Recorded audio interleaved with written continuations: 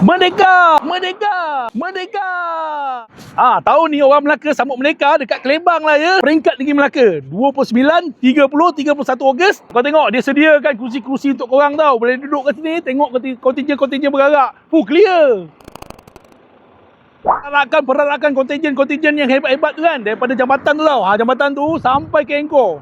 Pada 29 hari bulan Ogos nanti kita mulakan dengan selawat abang. Melaka berselawat. Itu paling penting sekali.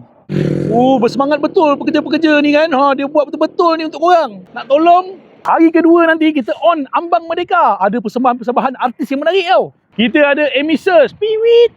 Kak Zainal Zain pun ada. Charlie, Hazama pun ada.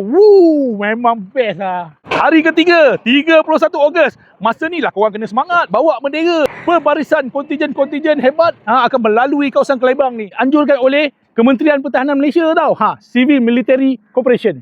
Dia ada anjing perang.